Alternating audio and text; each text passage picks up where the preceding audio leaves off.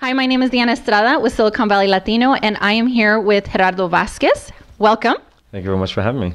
We are happy to have you here today. And Gerardo, tell us a little bit about your background, what you're doing today, and what was your big dream? Okay, so my big dream was ever since I was young, about maybe 6 years old or so, I wanted to be an astronaut. And so right now I'm currently a senior systems engineer for one of the largest Department of Defense contractors, which is Lockheed Martin.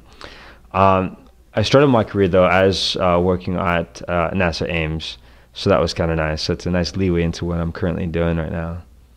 Excellent. And so what did you have to study growing up in order to pursue space? In high school, I was very heavily involved with Science Olympiad and all these academic decathlons and whatnot. And so in high school, that kind of started like my math and science endeavor. And then once I went into college, I knew exactly what I wanted to do. So you can't really major in astronaut. You'd have to choose something more like aerospace engineering. And so that's exactly what I did. So I went to San Jose State University and got my bachelor's and master's in aerospace engineering. Excellent. And what kind of support system did you have at home? Were your parents telling you about college? Were they giving you ánimo? So they were definitely pushing me to go to college. That's for sure. One of the main things that they mentioned to me a lot when I was growing up was, "Well, there's a will, there's a way," and so I definitely wanted, to be, if I couldn't be an astronaut, at least be in that field. And so that's exactly what I did. And yeah, I come from a family of 7 siblings, and I'm the youngest of the 7, first to graduate within my family, and come from a pretty humble, humilde, familia, born in Tijuana, Mexico, and so it was pretty tough growing up, but she knew, and I say my mom because she was really the driving force. She was the parents in the family, apparently. She was the driving force for our education, for making us, better, and so she always wanted us to, to pursue our dreams, and so that was mine. And so every time I'd come back and say, no, I don't think it's going to be possible, she said, no, we'll give it a shot. You never know until you try. And so that's what I did when I first got my job, as I mentioned, over at NASA Ames Research Center. That was pretty amazing. I competed against, 10 different people, 4 of which were Stanford graduate students, a couple from UC Davis, and then San Jose State. It was myself. The interview and the whole process was pretty tough because I don't know if I'd even get it because I wasn't a citizen at the time. I was actually a U.S. resident still, and so that was a requirement for NASA. Apparently, the first interview process I got through pretty smoothly. Second interview, it wasn't just the interview; it was actually a test as well. So I think I did fairly well on the test, and I did pretty well on the interview. I ended up getting the job. You have to really want it, I think, is key. When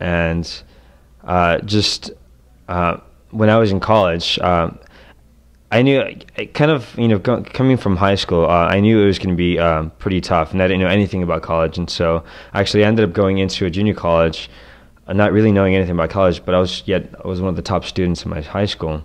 And so I still didn't know really what to do. I was kind of confused about the whole concept. I didn't have any mentors at all. And so, but even in junior college, I think it's a matter of like what you make of wherever you're at, in a sense. And so I make the best of every situation that I'm in. And that's exactly what I did when I was at junior college. I was part of a team, of a Science Olympiad team. We won like world championship, events, and which is pretty awesome. Traveled all over the U.S. And then once I got into San Jose State, I got involved with the professional student organizations there, the American Institute of Aeronautics and Astronautics, SHIP, which is the Society of Hispanic Professional Engineers.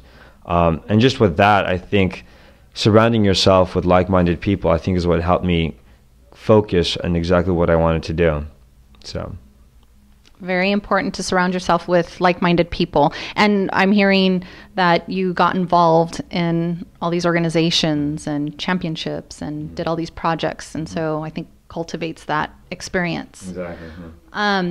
So what would you have to share with the young lady, with the young gal that's watching our interview here, who has the same dream similar to yours? What would you have to share with her?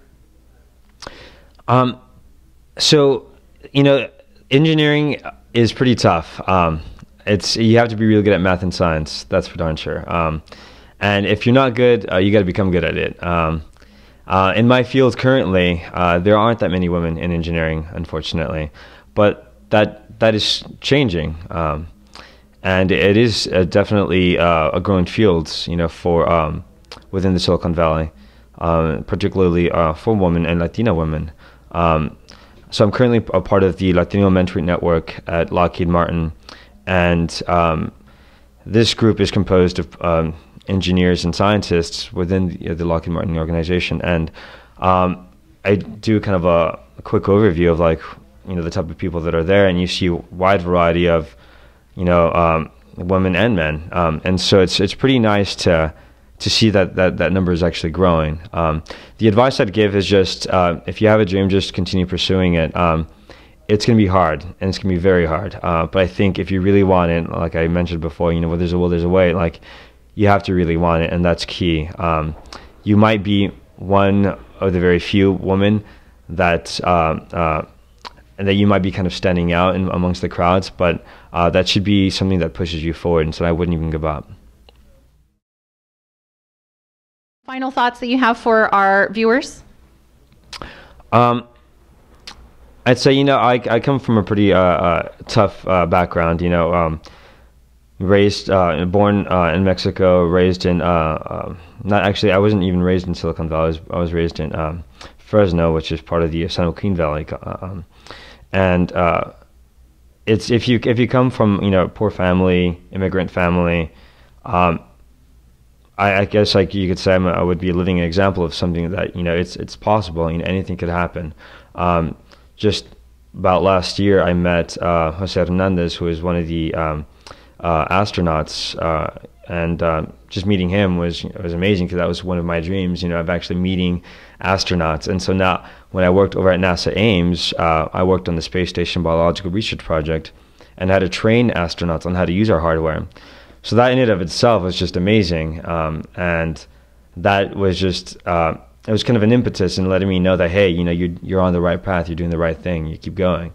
And so final words would be just follow your heart and follow your dreams, and it's possible if that's really what you want to be. Where there's a will, there's a way. Thank you very much for being here and sharing with our Silicon Valley Latino viewers.